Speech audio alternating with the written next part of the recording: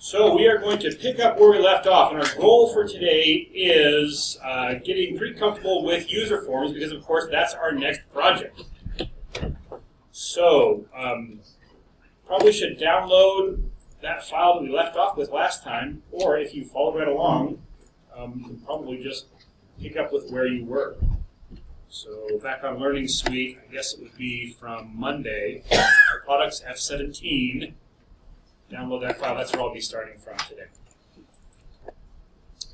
And you may recall that we began by building, last time we were together, by building a user form. Remember that a user form is just like the definition of a screen that we can pop up a window and then have it do some more specific things. So the goal for today is to be able to turn this into a dialog box that we can use to edit one record from our data. So if we look at the data here on our products tab, we've got information for hundreds of products. It's several columns wide, 10 columns wide, and we'd like to be able to get all that information on one. Now we're not going to get it all on, but it's to kind of show us the process that it takes to do that. So let's go ahead and do it. What do we have here? Oh yeah, that's right. We have a cancel button that dances away from the mouse when you get to it. What does this command button do? Well, this was showing something about dynamic arrays. I'm going to leave the code for dynamic arrays on there, but I'm going to get rid of the button since it's not part of this. Since it's not part of this demonstration. So the code's still there, and if you want to look at it, you can. Of course, we'll have a separate copy of it. All right, so we're going to get familiar with several of the different tools that we have here in the toolbox. Are we ready to go on? Or is some of you still trying to get that file downloaded and ready to go? Ready? Okay, so remember, if your toolbox isn't showing, you've got the little hammer and wrench tool here that will open that up. So this first tool here actually isn't a tool at all. It's just the absence of any of these other tools being selected. And so that's, you can select one inside. Oh no, I don't really want to select a tool. That will select it away. Now this next one is the label. The label is for static text. I'm going to bring a label here in the upper left-hand corner. So static text is text that you as the programmer can change, but the user has no way to change this.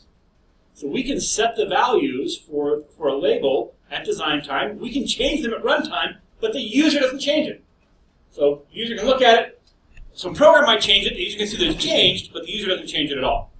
So let's go ahead and we'll use this for the product ID. If I'm going to put up some information about a product for the user to modify, you know what? I'm going to let them change anything except the product ID. You can't change the product ID. If we want to change the product ID, go change it in the worksheet, not on the floor. And so I'm going to name this, so with that product ID selected, over in my properties window, and if that's not showing, F4 will bring it up, or view properties window will bring that up. What's the question? Is that a button? No, that's a label. It's the very first tool. It's this one. It looks like a capital A. It's like a really bad capital A. But these used to look better in VBA. I don't know what's happening. It's going downhill. All right. So I'm going to change the name. I'm going to be referring to this through code. And folks, anytime I put a control on my form that I am going to refer to through code, I want to change the name to a standard name. If I'm going to put it on, like, I might have a label on the form, but I'm never going to refer through code. I don't care what the name is. But if it's something I'm going to refer to through my code, let's put a real name on it. So I'll just call this LBL ID. It's the label, LBL. It's a label control that's going to hold the ID. And let's go ahead and put one more on while we're at it. The very next tool over is called a text box. Text box is really similar to a label, except that the user can change. This is text the user can change. And I'm going to call this one txt name. It'll be the name of the product goes here. So we should be able to get this set up so when the form opens, we want it to show the ID for that product, and then to show the name of the product right there. And we'll get other things showing as well. Now, if you've done some kind of development, like in a database environment like Access, they've got tools like this. And in that environment, it's really set up for doing expressly this thing, whereas a spreadsheet's not. A spreadsheet's not really designed to be managing records. And so in some other environments, you put these tools on and then you say, just connect this up to this field and you're done. Not here. We've got to write the code that puts the value into here and writes the value back out to the worksheet when we're ready. So let's go ahead and do that. what event are we going to be interested in if we want this to show up right when the form first comes up? First, remember that it's going to take a combination of two things. To be able to make code execute automatically in a user form, I have to put the code in a place where I can say, aha, this object has received this event. So we got to think of two things. We got to think of the object and the event that we want to be the combination that runs this code. So what object should we be thinking about? Okay, so it could be a button. If we want to click a button and have this data show up, then it would be a button. Now, what I'd like to have say, hey, whenever this form shows up, you showed the form, we're going to plug in the data from the active row. Whatever row has the active cell, that's the data I want to show. I don't want the user to have to say, oh, the form's up here, now show the data. I want it to show automatically when the form first comes up. So yeah, initialize is the one I have to be showing up there on the screen right now. So when the user form receives the initialized event, that's when we want this to happen. And so let's go ahead and let's just, without thinking about where the data is coming from, let's just see the code that it takes to put values into these controls. So name of the control, LBL ID. That's the object. Now we'll need a property. What property has the text for a label? Any idea? You might think it's text or value or something. You'd be wrong. It's the caption. Just like the caption was the label that goes across the top of the form, it's the same thing for a label. That's what the text is. So that caption equal, I'll just put 22 in there for now. We'll go read it off the worksheet here in just a minute. Now I have txt name, I called it, dot. And then this one, there's no caption for this. It doesn't have a caption property. It has a text property or a value property. Both text and value will do the same thing. Turns out in the early days, it was called text. There was no value property. And then someone got the right idea. So you know what? Why don't we make a synonym for it called value? And so either value or text will do the same thing. I don't know. This is some kind of mallard decoy. So now we're saying when the user form gets initialized, we want to execute these lines of code. Assignment statements, take what's on the right-hand side and put it in the left-hand side. And so we should put those values in. So now when I open the form, those values should show on that part of the form. So far, so good. Okay. So now what I'd like to do is I would kind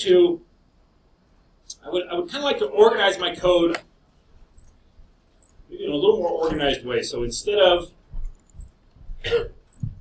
doing, there's going to be a bunch of stuff that we have to do here in the initialize. What I'd like to do is just kind of put that into a general procedure. I'm going to make a new procedure. Put it right at the very end of my procedure. I'm going to make one called show data. So just like we can write a sub procedure in a normal general module, I'm going to make one here. And we're just going to call show data from the initialize. So sub show data. Here's the thing. I'm going to have to do something to keep track of which row I'm bringing the data in from. And so what I'd like to do is I would like to give myself a module level variable, a variable that's accessible anywhere from on this form, and just say when this form comes open, I want to set that, have that variable so I know which row I'm on. So I don't have to keep saying ActiveCell.row to be able to refer to it. So I'm going to make that variable, but here let me go ahead and give it its value right here. I'm going to call it row, R-O-W, and it's going to be equal to the active cell. Active cell has a row property. It's just the row number that the active cell is on. If I want this variable row to be available from anywhere inside my code, where do I have to declare it? If I declare it here, it's available only inside this subprocedure. And so I'm going to declare that at the very top of my module. So now it'll be available from any of these.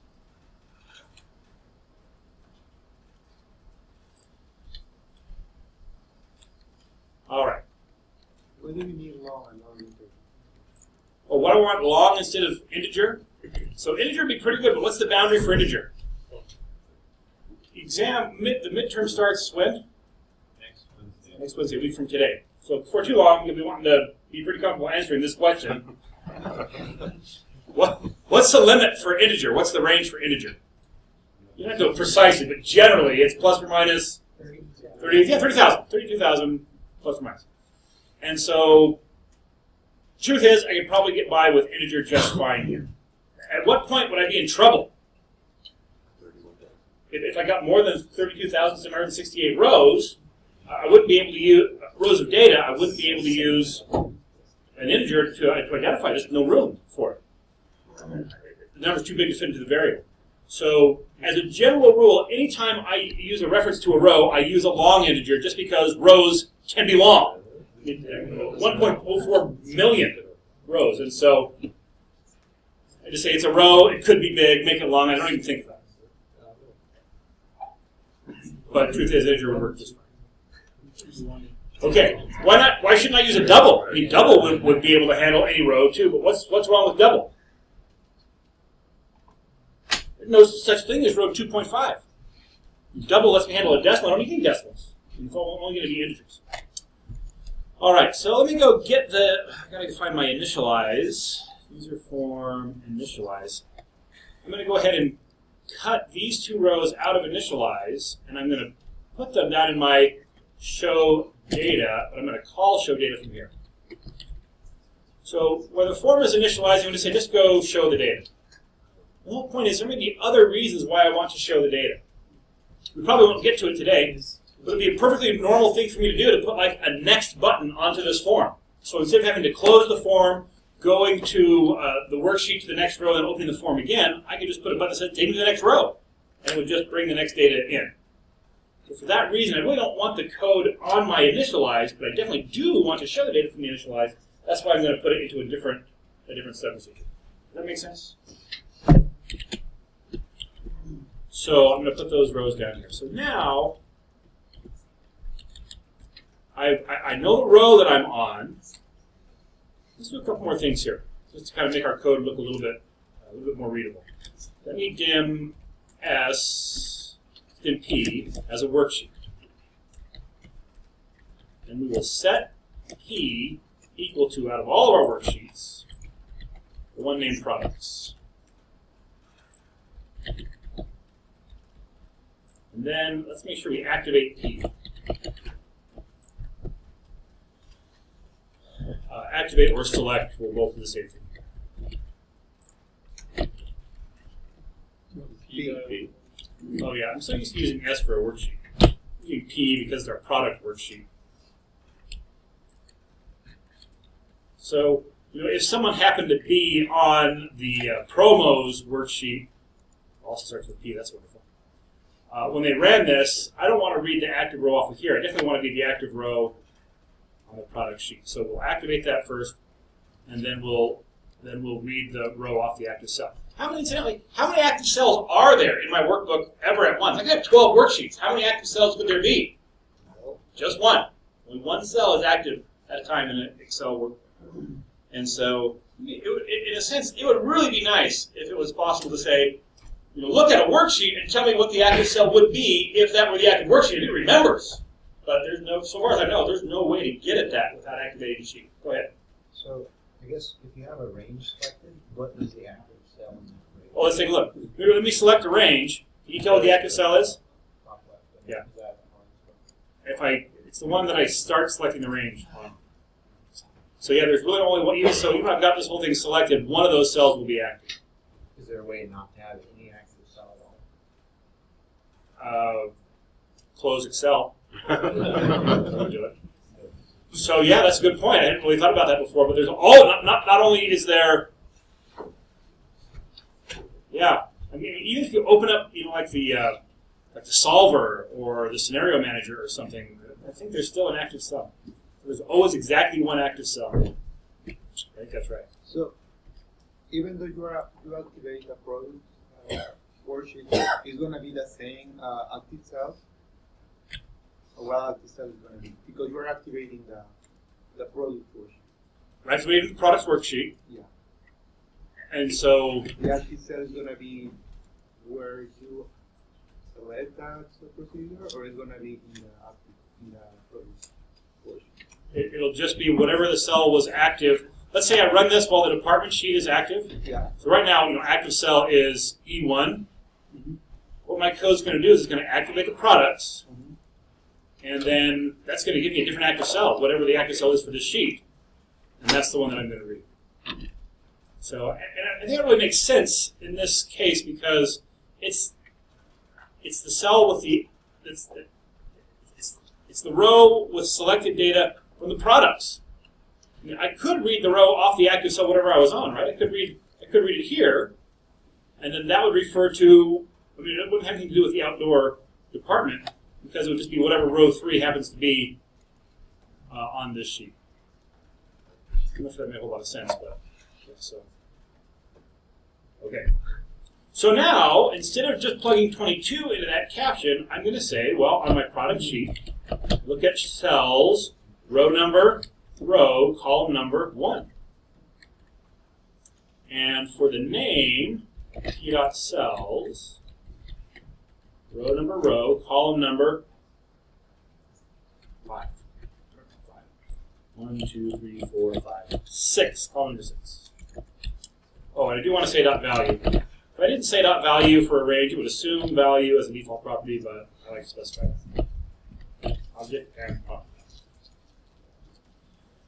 All right, so now when I run this, it should bring up the information for wherever my active cell was. I'm on row number 3, the Sandhill Crane, in whatever the ID is for the Sandhill Crane, 103. If I run this, that's the information that I get. Questions? So you're calling that sub to show data, you're calling that from their initialize? Yep. Inside the initialize event procedure, when the user form receives initialize event, I'm calling show data. Okay. I could do all of this right there in the initialize sub procedure. That'd be okay. But as I mentioned earlier, I might want to show the data for different reasons besides the form initializing. And so I'm going to put it into its own sub procedure. Truth is, I want that cell to look a little bit nicer. I mean, this, what's this called? The label. So, just going to kind of point out, I want to, I can move that. Shit. Control. So, the whole idea here is I've got lots of properties that I can set about all of these controls. So I'm going to change the text align of this one to center, number 2. I'm going to put a border around it. See, so there's like a border style. Right now it's none. I'll set it to single. That gives me a border around it. I think I want a different background color as well. So I'll come to back color and change it on the palette to maybe the second gray or something. So now it almost looks a little bit more like a data field. So the user gets an idea that's data, but I'm signaling to them that they can't change it. I changed 3 things about it. I changed the background color, I changed the border style, and I changed the text alignment to be able to get it to look this way. And I'm set right up now to snap to the grid. I kind of want that about halfway between. So I can actually just come and change the top property itself. I can say, is that 6 right now? Maybe I want it to be 9. And that will line that up a little bit better. So I could turn off the snap to grid or change the configuration of the grid so it's smaller and tighter or whatever. Or I can just change the property by name.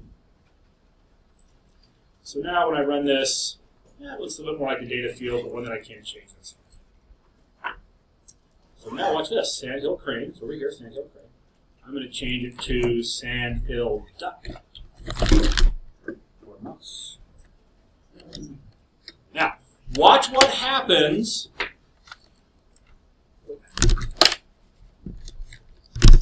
This mouse is dying. The light is flickering out of the last.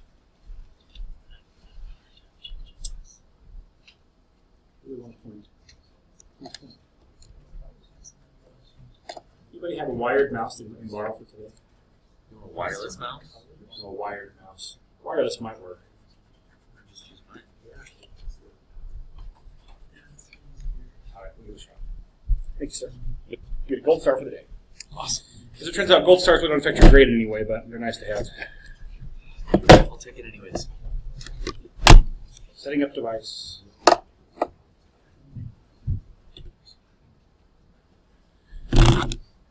Hopefully that'll set up here in just a second. So I want you to watch. See where it says Sandhill Crane on the worksheet? Watch what happens. But watch very carefully. Watch what happens when I press OK. Do you like the switch on this? I was using it, so it should be on. Yeah. I was saying, it's kind of a Microsoft hardware. Oh, there we go. I said this can do. I'm going to click on OK. Watch what happens there. Ready? You might be able to see it before we go back to VBA mode. So I'm going to click close here. Did you see it? Did you see what happened to it? Nothing. Absolutely nothing. Because we have to write the code to change it. So when we type into that user form, all we're doing is changing on the form. We've got to give it some way to actually save that out to the disk. So let's go ahead and do that next. So I'm going to do this. I'll probably do it right below. I'll do it right below my show data. I'll make one called save data. Sub save data.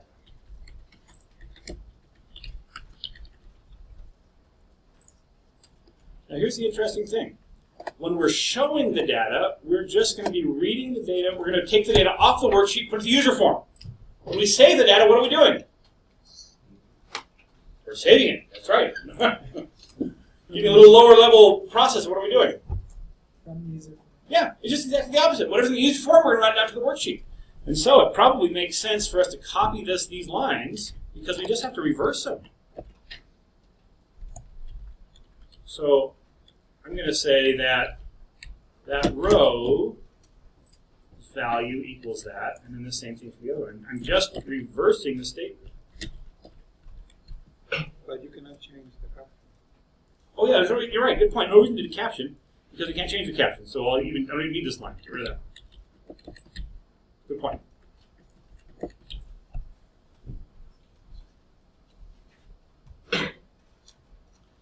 Now we need some way to call the save data. Where should we call save data from? Okay. Yeah, probably when the user clicks the OK button. So I can either scroll and find it, or I can come here and choose CMD OK. Oh, there, it shows me to click right away. So we'll do this. I'm going to call save data. I'm going to do this. Instead of hiding the form, I'm going to unload the form. Form can be in 3 different places. It can be 3 different states. The form can be totally closed, not even loaded into memory and not visible. Or it can be in memory but not visible, or it can be in memory and visible. And when I hide it, for you to click on this button, it's got to be visible for you to click on it. If I say hide, it moves it down 1 level. Still loaded into memory, but no longer visible. If I want to move it down 2 levels, dump it out and get out of memory altogether, then I use a different approach. I'll do that right here. So instead of hide, I'm going to say unload. And then unload me. This is a little bit different. So the hide is a method of the form. So I say identify the form, either with the name of the form or me, which is the alias for the current form. Dot hide is the method of the form. Unload isn't. Unload is a statement in VBA. So I call this statement in VBA unload, and I pass it what I want to unload, and it dumps the whole thing out of memory. Apparently, the creators of the language thought we probably shouldn't have objects destroying themselves. If there was a method that would actually destroy them, it'd be like committing suicide. We don't want the object to commit suicide. We don't care killing it, but we shouldn't ask it to kill itself. It's just rude. And so the syntax is different because this is a VBA statement, whereas this is a method of the hide is a method of the object. The reason that I want to unload it is because the next time I show it, I want it to go through the initialize event because that's what's getting my form set up and ready. And it won't look that initialize if it's just hidden and then shown. Question? We want to do the same thing for the cancel. Good question. So we definitely don't want to put save data on cancel. button? Where's the cancel button?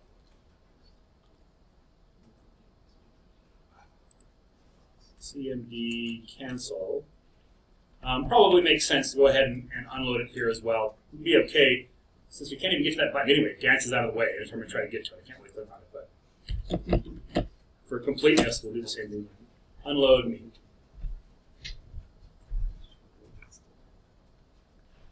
Okay, so now, if I change the sandhill crane to the sandhill duck,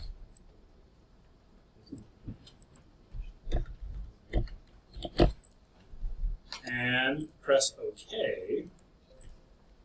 Ooh, variable not defined. Ah. Why is variable not defined?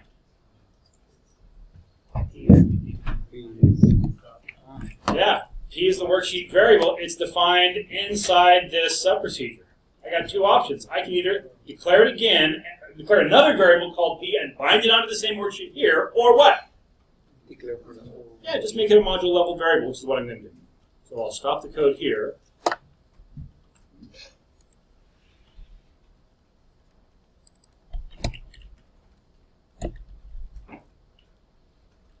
And I'll just move this declaration statement up to the top.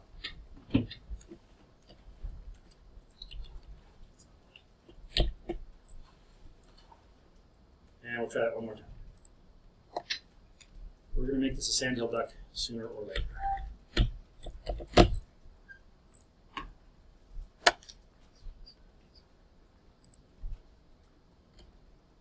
And there is sandhill duck, so we got that saved back out of the worksheet. Okay, so that's pretty much all there is to working with a text box. Put some text in there, let the user do whatever they want, and then save it out. Yep. We set P in the show data. Do we have to set P anywhere else? Because we use it in show data and save data. Good question. Let's take a look at that question. So the question is, how does this work? We're setting P equal to something here, but then we're not setting it down here, but it still looks like it's working. What's going on? Anybody want to kind of tackle that, to kind of explain that for me? Yeah, go ahead. Since the variable is saved outside of any sub, doesn't it just attach that value and then it just keeps that value no matter? Right, so because we made our variable a module level variable, way up here at the top we declared it, then this variable, this worksheet variable, is available to any of my sub-procedures inside this module. And so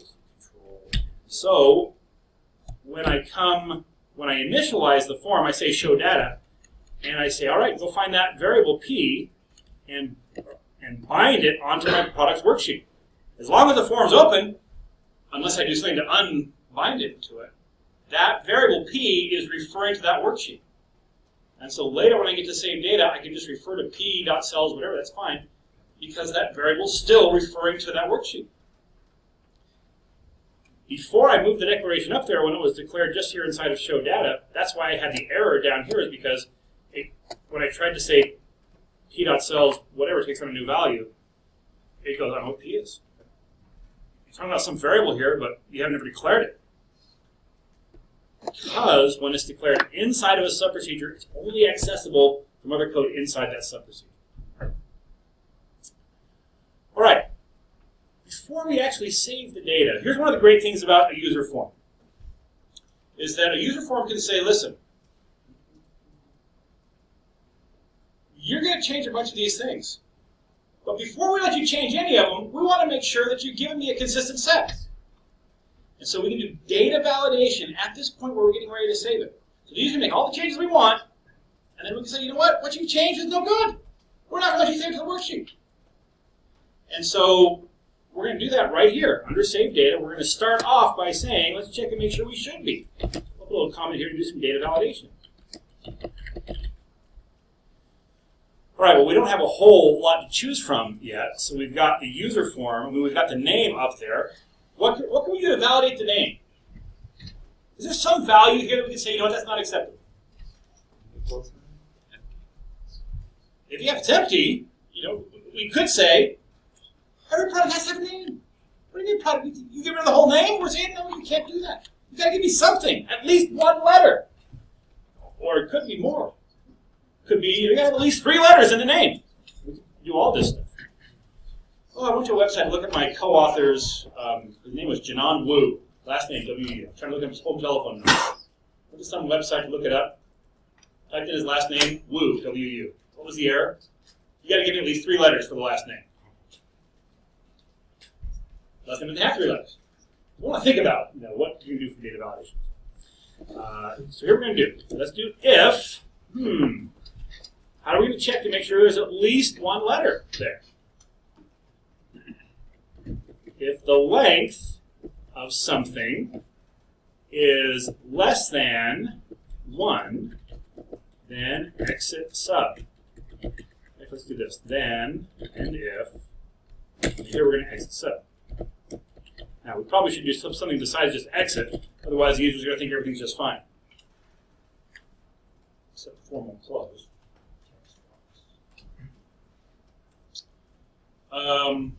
Yeah, we got to look at the text box. So, help me out here. What's the name of the text box? TXT name.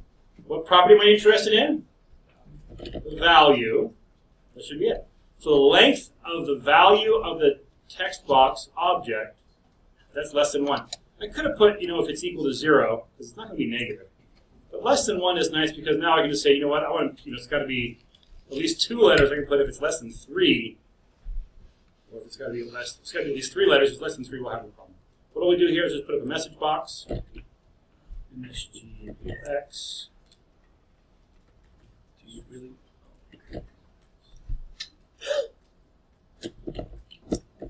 What do we say? Name must be at least 3 letters long. And let's go ahead and make this VB critical. Put a big red stop sign and make some critical sound. And as I always like to do, let's give a nice title for the user, user error. I love it when you say that.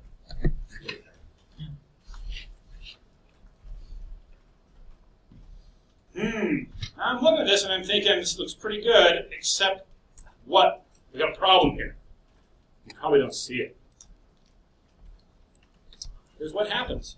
We say, well, let's just do it. Let's find out what's really undesirable about this. I'm going to change my sandhill duck to an abbreviation, SD. I'm going to say, okay, hey, user error, name must be at least 3 letters long. Okay. Now, if you're a user, what do you expect to happen when you press OK? Go back and change it. Yeah, let me change it. But it didn't. It still closed that form. And what happened to all the data I typed in? Poof. Yeah, it's gone. So what do we do? First of all, why is it closing? Because we call save data, and depending on our data validation, we either save the data or we don't save it. But either way, we come right back here and we're ready to unload. So, what should we do? Don't say go to. Like on error go to, that's like the only legal thing to use a go to for. We can do crazy things with go to, but your code gets ugly in a hurry. So we're not going to use go to. Other thoughts? Yep. Maybe we could put an if statement that says like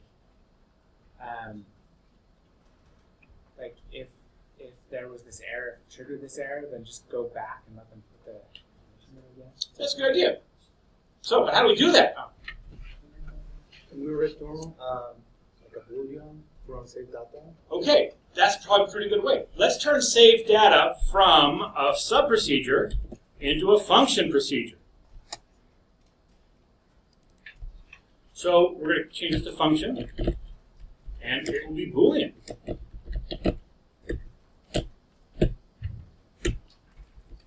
Now, Boolean's default value is false, so it's always going to return false unless I tell it to return true. I'm only going to tell it to return true if I get all the way to the end here. So I'll say save data equals true. So now, if I exit before I get there, this is going to be false. So now save data is going to tell me, did we actually save the data or not?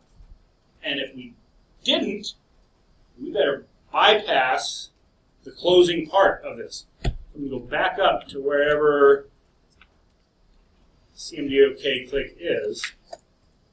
And this is probably going to seem a little bit strange, but watch this. I'm just going to say, if save data, then unload. Does this look strange to anyone? Remember that what I put between the if and the then needs to evaluate true or false. Save data function itself evaluates the true or false. Virus protection is turned off. My computer should work so much better. Save data itself returns true or false. And so the VBA interpreter is going, oh, if save, if then, great. Oh, whatever is in between here has to be true or false. It looks at save data and goes, figure out what save data does. Whether it's true or false, it has to go and run it. We'll go and run it, and when it's done, it will return back either true or false, and then it can be evaluated. And so if I get all the way through it, it returns true, then we're ready to unload. If I don't, it returns false, we skip the unload statement. So now, if I run this and change Sandhill Duck down to SD,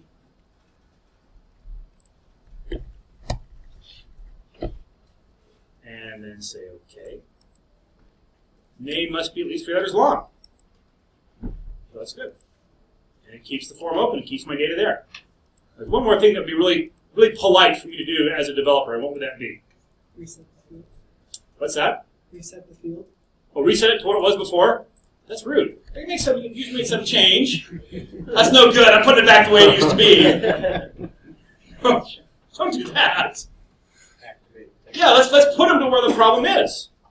And that's something different. We haven't seen how to do that yet. So, if we'll put up the message box, and then, oops, I'm going to close this. Close. And then we're going to tell it to activate. So before the exit function, put it after the exit function, you'll never get there because you're going to exit out before you get to it.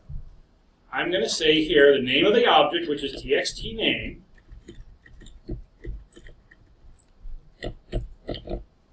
dot set focus.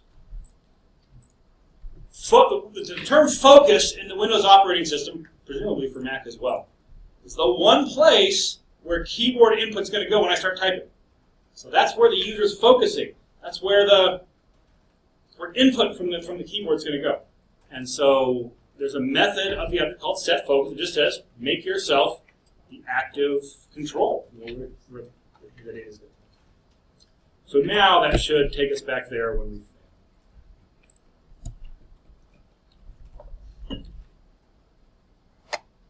Say OK. How do these sweaters long? I say OK, and it puts me right back there ready to type something else. Duck. And we changed it to duck. Okay. Can I say that one more time? Yes. And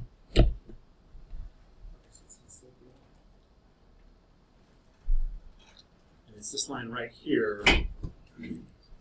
It says, yep. Other questions? How come I get the message box twice when I do this? Are you getting the message box twice? I don't think so. I have to click OK on that error box twice. Neat. Change the documentation, call the feature, and ship it. Double click. You're going to have to be sure that you read that error.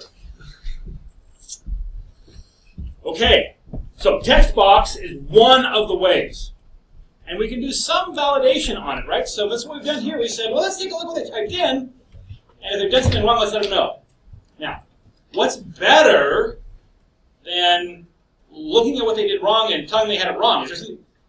If you're a user, what's even better than that? Did you mean this? Okay, so maybe you can give me some suggestion. We're not going to do that. Another one that would be better than tell me I had something wrong? not letting me do it wrong. Now, for this one, that's kind of tough. I got to type something in. But let's think about this.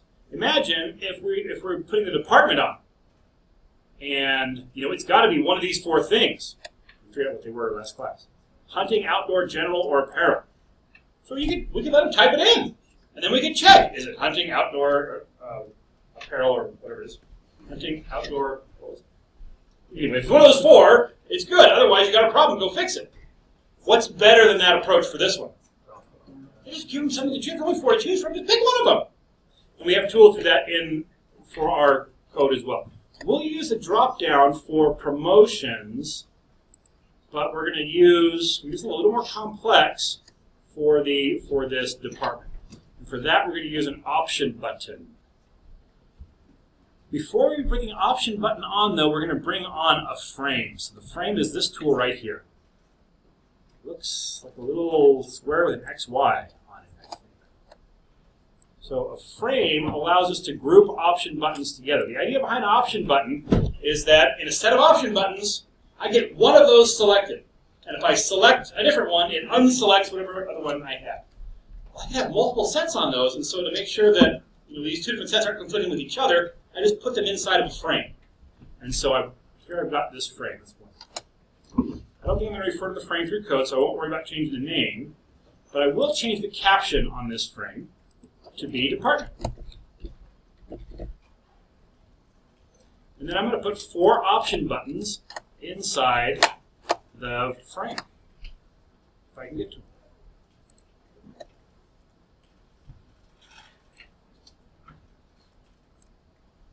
Well, I got the first one. I'll probably just copy and paste it. So that I've got 4.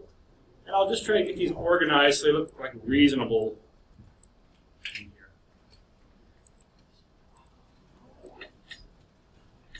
Did you figure it out over here? Yeah, figured it out. You knew I was going to be glad I hired you.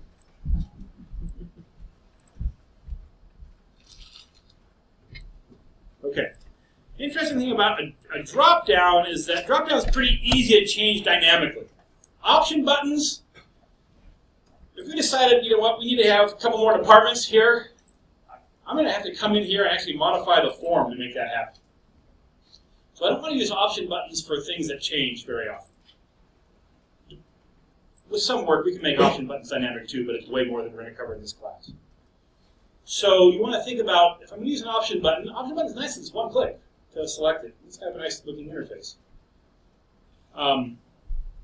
But you want to say, hey, is this something that doesn't change frequently? Because modifying this is going to require someone who can modify the form. Okay, so let's change each one of these option buttons. I'm going to call this one OPT. What do they call it? I have to come back and put the part that's active. So OPT hunting will be the first one. So caption, or the name is OPT hunting, and the caption will just be hunting. And then we'll name all 4 of these. So the next one will be outdoor, OPT outdoor, and caption of outdoor.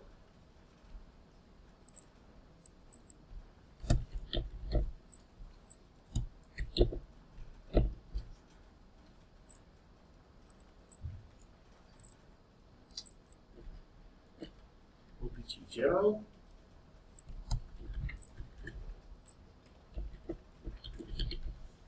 And caption of general.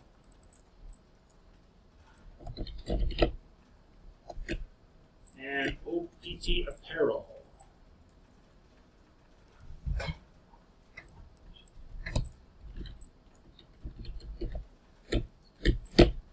And caption of apparel.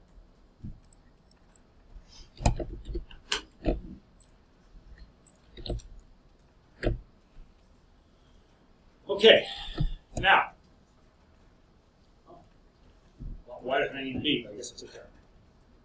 So now, we need to make it so that when the form loads, when I have show data, I got to make one of these things up here. Now, the user selects this by clicking one of these. And that's how they'll select it. The way we select one of these through code is by setting the value property to true of the option button that I want to be selected. And so I'm going to come find my show data procedure. A little bit more difficult because now I have to read the cell that has the information and then show the appropriate ones. It's going to be kind of conditional branching. So let's use a case statement or select statement. Select, S-E-L-E-C-T, case, and I want to look at one of my rows, the one that has my departments or one of my columns, which I think is column number 3. Is that right? Can you want to verify that one for me? Yes. So I'm going to look at the value of column 3, and I'm going to say, all right, if it's hunting, then I want to say OPT hunting dot value equals true.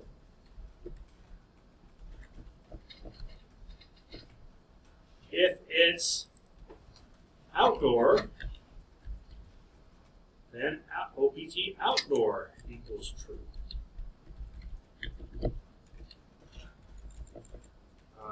General is the next one.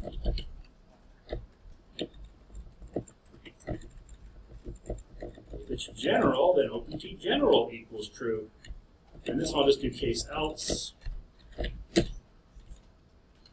OPT apparel equals true.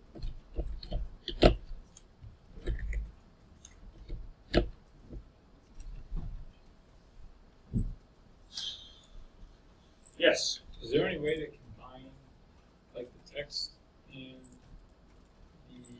Oh, so we could just look at the, just say hunting. If it's hunting, not have to type it in twice, just do it once. Is that what you're saying? Yeah, is that possible? Yeah, but it's way more work than just typing it for today. So, yeah, that's not an easy thing to do.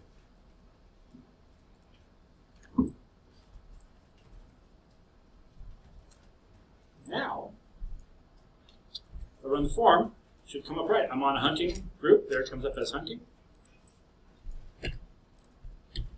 Come down to an outdoor and run it. And now outdoor. So that's pretty good. That's coming up selected correctly. Now we want to be able to change it here and have it write out the right value to the sheet. And so, of course, we've got to put something into our say that. And it's just the opposite. So let's go ahead and do that. And we'll move on to the next example.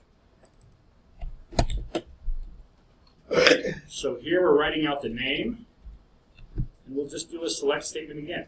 This one's going to seem a little bit strange. Well, I guess I'll write it from scratch. We'll get the structure set up here, and we'll see how we can do the conditions. So select case, we're going to put something there, then case something, and then I'm going to say p.cells, row number, column number 3, dot value equals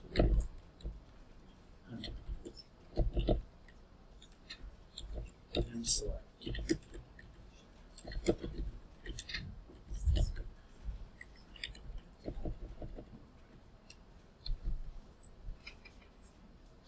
Now remember that with the select case statement, I look at one expression here, and I find the first expression that matches it.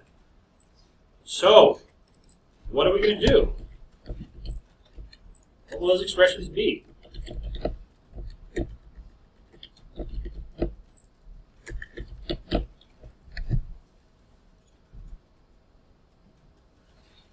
Any thoughts?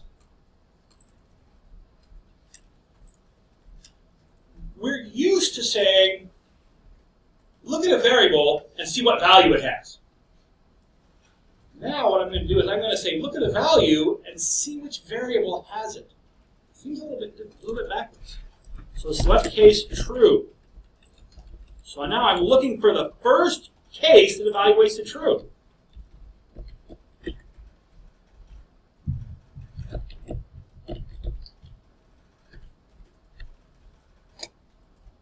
So now we're saying if we have equality between true and the hunting option button's value property. If that's true and this is true, then that's the one we'll execute. Only one of them is going to be true. They're mutually exclusive. So I'm going to come and look at these each in sequence.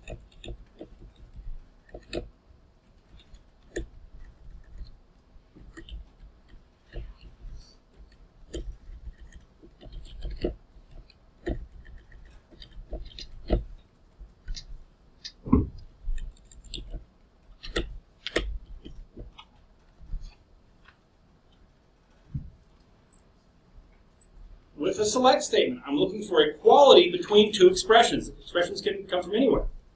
And so this expression is just a literal, a Boolean literal, true. And we're saying, does this one equal true? If so, that's the line we execute. If not, look at the next one. If it's true, execute that one. If not, move on to the next one. In fact, I'll probably come to this last one and just put case else here again. So now when we make the change, we'll be looking at the form. Oh, which one of these is selected? Go ahead and write that value out. We could have done it with an if and a bunch of else ifs. The code's not nearly as clean to read that way. We could have done it with 4 independent if statements. If hunting is true, OT hunting's value is true, then set the value to hunting and execute those. This is the cleanest way that I see to write it. Let's check it, make sure it works, and we'll move on. So I'm going to change this from outdoor to something else. Change to hunting. Say OK. Yeah, we changed to hunting. Open it up again, and it should come up and say hunting. It does. Great job. Okay, there's a question on the front row? Nope. I see your code. You can see it 2 more times. Thank you. Or more.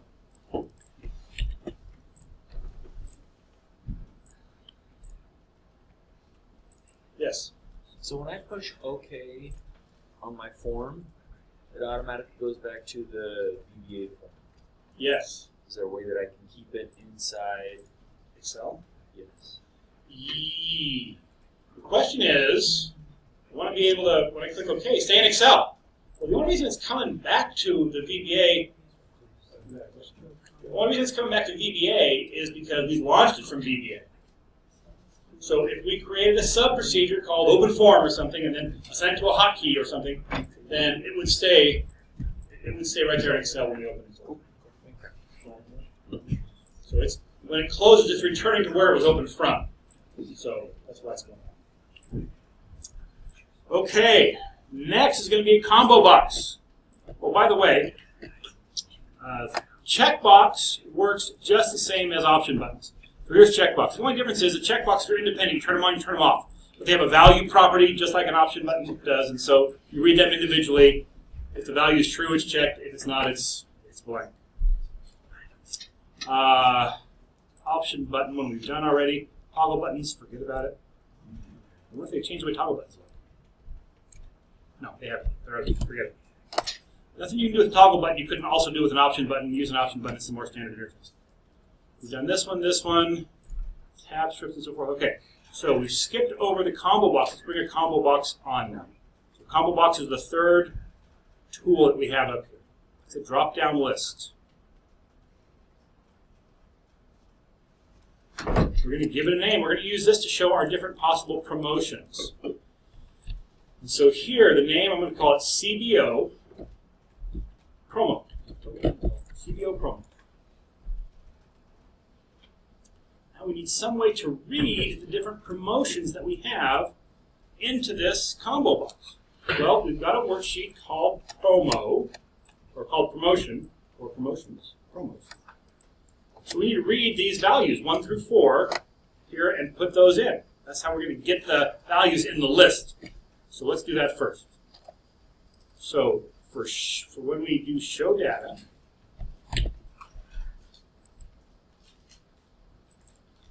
let's go ahead and load up the promotions. Maybe for this one we'll just work with the worksheet with its long notation. So to get one of them in here, I need to say this: CBO promo dot add item. And then whatever text I put here becomes a choice in the list. Okay. So what do I want to add? I want to add sheets, or worksheets, one called promos, dot cells, row number 1, column number 1, dot value.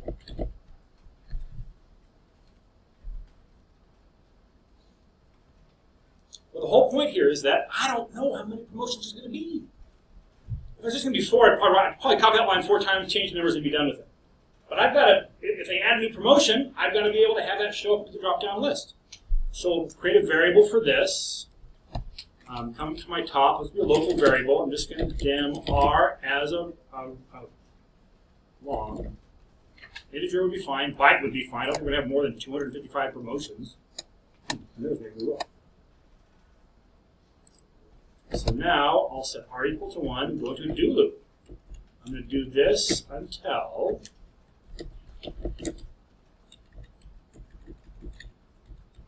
worksheets promos dot cells row number r column number 1 dot value is blank. Make sure I'm looking at r inside the loop and loop. Also make sure I increment r. So now this loop should start at 1, check to see if row number 1 is blank on that promos worksheet is, or column number 1 in that first row is blank. If it's not blank, you stay inside the loop. We write the first value in, what's on row number 1. We add 1 to row, go back to the top, check to see if it's blank. If not, add 2, 3, and 4. When we get to row number 5, it's going to say, oh, it's blank, we're done. So I should load those promotions in. We haven't yet done anything to tell it to select the promotion we're looking for. But this should give us the list. So when we drop down, it's going to be in the list. We'll go ahead and run this. And drop down that list, we should see those promotions now are there. Now we've got to select one of them to match the promotion that's listed. And in fact, I think right now there's no promotion on any of them. They're all listed as full price, which is not quite a very compelling promotion. Full price, H. So,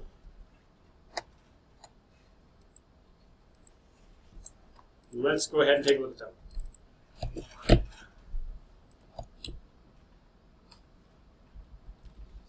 So, the way, there's a couple of different ways that we can actually indicate that an item in that drop-down list is selected.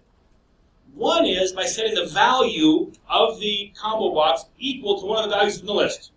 If I say this combo box dot value equals some value and it's one of the things in the list, it'll select that item in the list. That's pretty good. Or I can tell it to select that number in the list. Let's look at this. The CBO promo has a property called list. It has a property called list. It is the items in the list. This property is itself an array. And so at the end of running this, I will have an array sitting in this property numbered 0 through 3. And we'll have those 4 items in it. So the other way to select an item is by setting the list index equal to one of the row numbers in the list. That will also set. It's the more general way, so that's the way I'm going to show you how to do it. So, here's what I want to do. I want to put this in an if statement. If the value that I just added, I'll look at it on the worksheet. If that value I just read from the worksheet is equal to the value I'm currently looking at on the row of data that I'm trying to represent, p dot cells, row number, column number 8. Dot value. 8 is the column that has the promotion in it. So if I have a match between the item that I just entered into my list and the value that's sitting on the worksheet that I'm representing, that's the one I have to select. So I'll set the list index equal to something. It's the value I just added. Fortunately, my combo box has a property that will tell me how big the list currently is. Right? As I'm going through this loop, I'm adding a new property onto it. The first time I added into it, the first time I execute this line, how many values will be in the list? 1. So there'll be 1. The index number will be 0, but there'll be 1 item there. And so it turns out there's a property called list count. CBO promo dot list count. So let's say I have a match on the first one. There's 1 item in the list. It's number 0. List count's going to give me a 1. I have to set the list index equal to 0. So what do I have to do? Just subtract 1 off of it. It's a common thing with the count. I'm going to have to subtract 1 to be able to get to what you really have. Would not be easier just to do equal to R? What's that? Equal to R. Oh, I don't know if that'd be another possibility. So can we just do it with R? And the answer is I prefer not to use R because R is really looking at the row the data is coming from. And so if I change the data somehow to say someone says, you know what, I want to put at the top of this list, I want to put promotion, I want to put a header at the top of this list. That's going to shift that down, and that means I'm going to have to change from R to R. So in other words, right now it's only coincidental that the row number matches up to my list index. That's a coincidence. It's a happy coincidence, but it's one I'd rather not be tied to, because tying it to the list count, it has to be that. Because it's the item that I just added, regardless of where the data came from. Would you have to go and change the value of R anyways? Because if somebody puts a header in there, you're going to add That's that right, to but the you have other things you have to change. That would just be one more thing in my code I have to change to be able to make that change.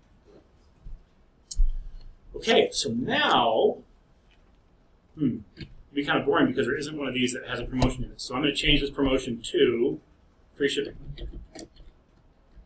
So now we should see, when we open up the form on this one, as long as I spelled it correctly, we should see that one becoming selected in that list that we have. So, right, there it is. So free shipping is showing up there. When I drop down the list, you'll see that it is already selected in the list. I changed it to full. Oh, full price is one of the ones there. I didn't realize full price was listed in the promotion. And I wrote the example, but it was a long time. Of course, I did it just last semester. So. Okay. We got to save it out. So let's go save it out.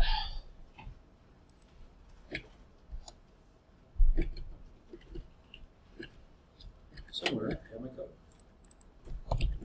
This one's going to be a little easier. We can. I'll show you the easy way. So in this case, we're setting in column 8. So p.cells, row, column number 8, value. We can just set it equal to the promotion. We just the value of that combo box. CBO promo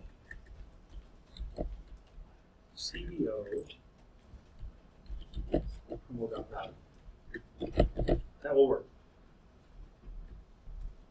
Alternatively, we can look to see which item is selected.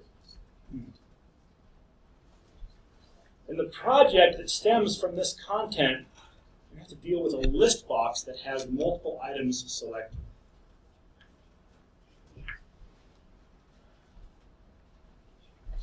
I think we probably have time to do this. Let's change this. You've seen how to work a combo box. Let's change this now to a list box so you could set two different promotions. We'll give you free shipping and a free warranty if you just take this piece of junk off our hands. So right now, combo box, by its very nature, you select one of those items. What if you want to select 2? Let's leave combo box the way it is, and I'm going to bring on another one that also shows the promotions, but let's just show more than one. So last control that we're going to see is called a list box. It's the next one over. It's like a combo box, except that it never collapses. It's showing the list the whole time. You pick the one you want. So this is gonna be like an either or. I mean, I wouldn't really put both of these on for promotions. It'd be one or the other, but I'm gonna, since we worked the one example one way, I'll do this one with the other approach. So I'm gonna call this one LST promo. And they behave very similar to combo boxes. So I'm going to load it up the same way. In fact, I'm just going to go copy that block. So here's the block that, in fact, we'll just do. Yeah, let me go ahead and separate it. I'm going to make a separate block for it. We can integrate it and have the same loop that's working at. So now instead of CBO promo add item, LST promo add item. If LST,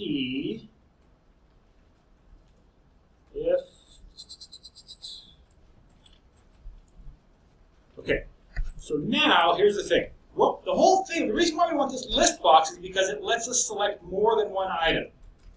To understand how we do that, there's another properties, another array we have to deal with. There's a property called list. A list box has a property called selected. Is also an array. It's a Boolean array, the same size as the data. By default, it's full of falses. The whole array is full of false. We just have to change the one that we're interested in to true to make that one selected. But before we do that, we have to set the multi-select property of the list box. Let's come back to the list box itself and look at the properties. There's a property here called multi-select.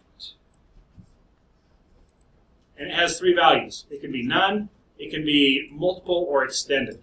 I'm going to put extended. If it's just multi-select, you click on or click off each one individually. That's kind of a strange behavior for a list box. We're used to holding down the control key to click on and off individually, or the shift key to select a block. And so that's the normal behavior. I'm going to change that to 2 for multi-select.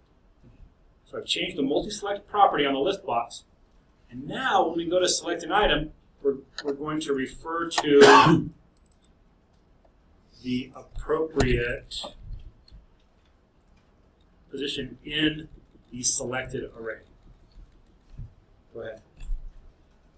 Never mind. Okay, so right here is where we found a match.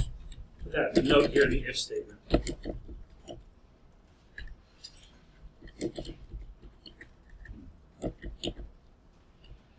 And so we're going to say LST promo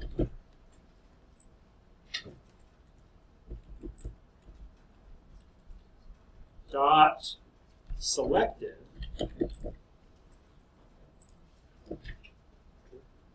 equals true. We have to tell it where though.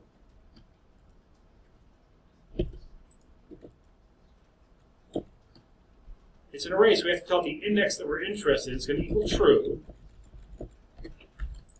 So if we put a 4 there, it's going to be the number 4 slot equals true.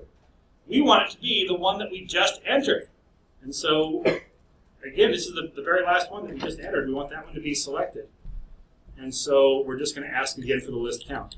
LST promo list count minus 1. That should select that item. Now, there's only ever one value in that cell, and so it's only ever going to select 1. So it'll take a little more work to be able to have this actually record multiple items, but at least we'll see the list box behaving this way now. So it's read free shipping off of both of those and showing it here. Questions? Yeah, like the previous one, the combo box allows me to delete or change. Should we do about that? Oh, just put anything in here? Yeah. Yeah. So the question is, hey, I want to limit this to the list. It's got a list here. We only want to let that be in there. In fact, I think if I say OK here, I'll actually write that out. Yeah, because I just said write the value out. Make it up as we go. So if I want to limit this to the list, I'm going to select it and then come to the properties. There's a property for it. I forget what it's called. I think it's called limit to list. something like that.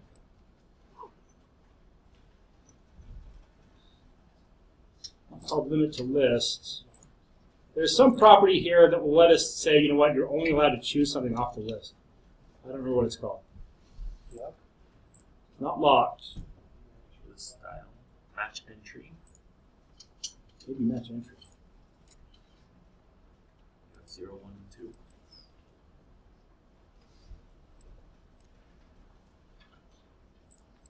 2. I'm not sure. Match entry doesn't actually sound right. First letter, no. That's like if you start typing, how does it do? How does it do when you start typing? I would have to look it up. I'm not sure what it is. And we've got 30 seconds to go. So, folks, that's a quick tour of how to use the controls on user forms. The other thing I did want to spend a minute on, which we'll do after class for those who are interested, if you're still kind of struggling with the boggle assignment about randomizing the cubes, which is the hardest part of the assignment, stay afterward, and I'll give you a couple pointers on how to think about that. All right, thanks for coming. Class dismissed. Could you show the code?